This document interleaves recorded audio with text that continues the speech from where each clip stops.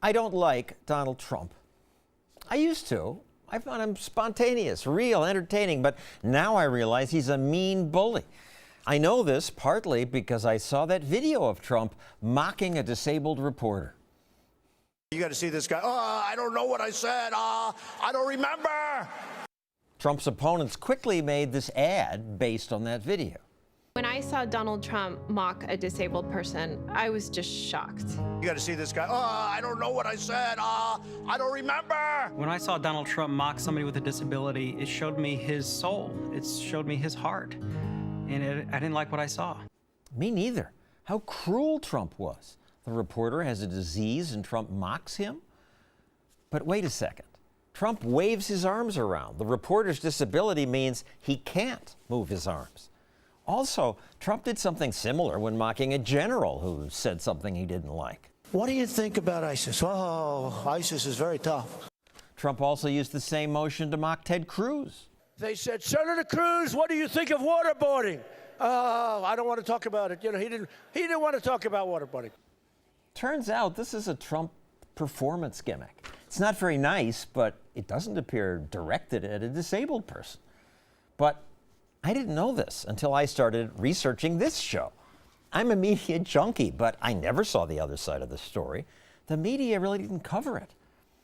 Another reason I don't like Trump is that he supported the Iraq War and then lied about that. I read that in the elite media again and again. They said Trump voiced his support for the Iraq War on the Howard Stern show. But here's how Trump actually answered Stern's question. Are you for invading Iraq?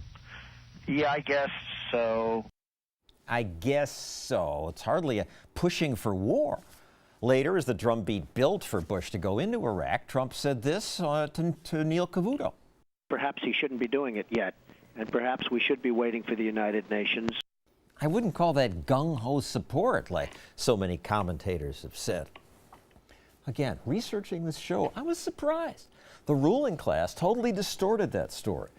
And by ruling class, I mean Hollywood, the political class, the media, so-called American elites. They said Trump was a big supporter of the war and that he mocked a disabled reporter.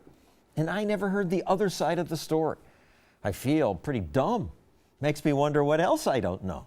Joe Concha covers the media for the Washington, D.C. newspaper The Hill.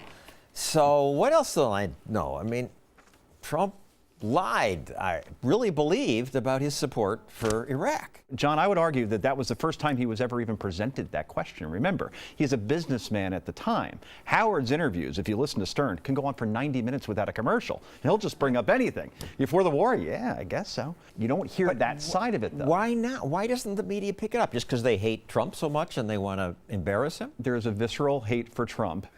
The Center for Public Integrity looked at donations from 430 journalists.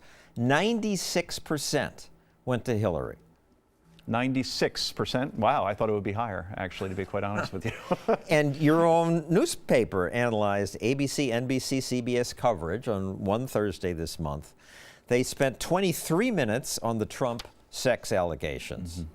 Then there were the WikiLeaks email dump, which included derogatory comments about Catholics, Latinos, blatant examples of media collusion, got just 1 minute, 7 seconds. So the ratio is therefore 23-1.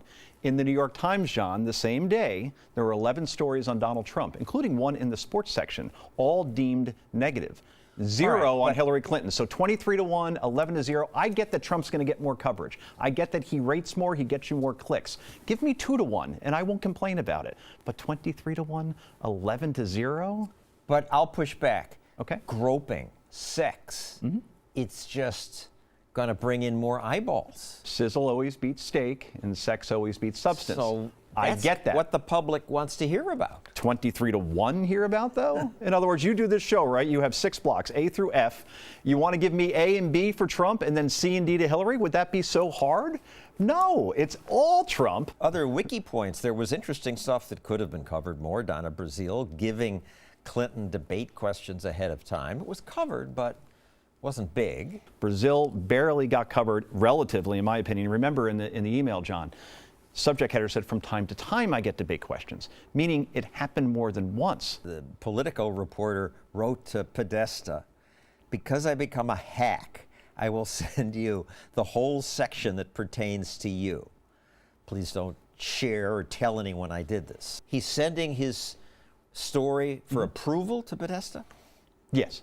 In other words, if I'm a reporter, John, and you've reported before, you could fact check. You could send John Podesta a question saying, I have a question about this in terms of the money you raised here. A separate question. No problem with that. It happens all the time. He sent the entire text that pertained to Podesta. The publication, Politico, never offered an apology. Because they're the ruling class. They mean well. They mean well, but that's why it keeps getting worse. The Clinton campaign told the New York Times which quotes they wanted printed. That is called quote approval. And in 2012, Margaret Sullivan, she's the public editor. She's basically the watchdog for the paper. She said, this practice is banned. So what happened to the reporter?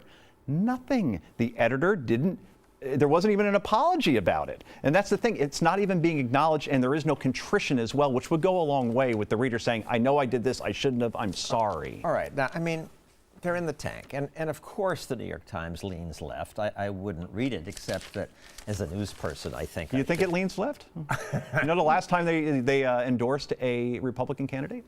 1956. But this election, I'm amazed at how totally they are in the tank for Hillary Clinton.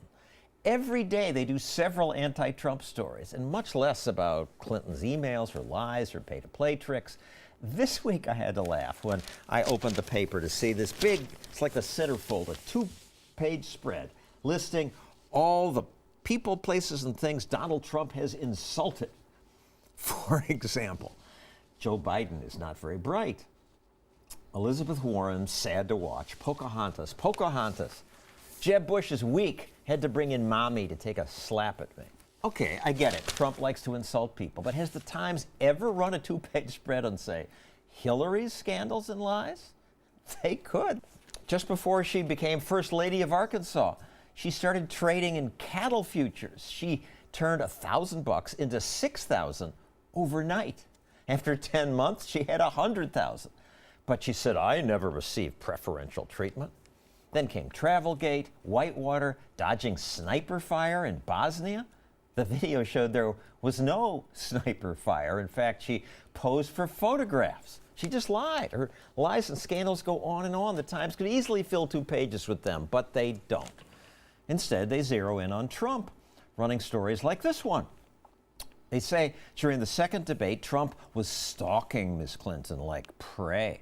Lots of media ran stories saying Trump loomed over Clinton, trying to invade her space. So Hillary quickly went on TV to complain about that. He was really trying to dominate and then literally stalk me around the stage. And I would just feel this presence behind me. And I thought, whoa, this is really weird. I believe that, but it's just a smear. Watch the video. Clinton walked over to Trump's side of the stage. She stands in front of Trump, and because Trump's taller, the deceitful media could portray him as looming over poor Hillary. I mean, aren't they ashamed? It's video evidence that you just laid out that can very easily be dispelled, but the headline rules the day, and no one's going to go back and watch that part of the video. The clothing. What happens if you wear white? I love this. So the New York Times, when Hillary wears white, she says it's an emblem of hope. Philadelphia Inquirer, Clinton was soft and strong, a dream come true. And then Melania wears white at the Republican convention. And she says, another reminder that white is always right. A scary statement. That was written by the same writer for the same publication. 2 words. We called her up. She did answer us. Okay. Given the many things Trump has said about people that didn't live in this country, that's what the dress said to me as an African American. Oh, okay. I was about to say that, it's 2 words with a hyphen, self-awareness. Look at your archive, and because that was called out and that was actually covered a little bit, and she is now a mockery. Many in the elite media also accused Trump of threatening Hillary when he said Clinton was anti-Second Amendment. It's not the first time that he's been accused of inciting violence. Inciting violence. Here's what Trump actually said about Hillary being anti-Second Amendment. She goes around with armed bodyguards like you have never seen before. I think that her bodyguards should drop all weapons. They should disarm. Take their guns away. She doesn't want guns. Let's see what happens to her. Take their guns away, okay? It'd be very dangerous. He was just saying she's a hypocrite for wanting others to disarm while she's surrounded by bodyguards with guns. They take his words literally and then turn it into, yes, he's calling on the assassination of his opponent in Hillary Clinton, and that's just reckless and irresponsible. And they're not trying to cheat. They're just so convinced themselves that Trump is evil, Hillary's good, that they see it this way. They see it as their mission to keep Donald Trump out of office because he is a danger to this country. Therefore, they're no longer journalists, they are activists. Here's something else the mainstream media has mostly ignored. James O'Keefe's undercover teams report that the DNC funded goons who tried to provoke violence at Trump rallies. Nobody's really supposed to know about me. So the Chicago protest, when they shut all that was us. It was more him than me, but none of this is supposed to come back to us. We don't want it to come from the party. If you didn't watch Fox, you might not know about this. CNN did run it once, as far as I know. Other networks have run it probably once. But it's not being covered because it's an inconvenient narrative. If the Trump campaign did this. Remember the apocalypse that I mentioned earlier in the segment? That's what we'd be seeing as well. The Week magazine has a cover story this week about what happens if Trump loses. And on the cover is about 100 white people brandishing AR-15s and pitchforks and has fire torches, and they're going to burn down the country if Trump loses. Remember where that narrative came from.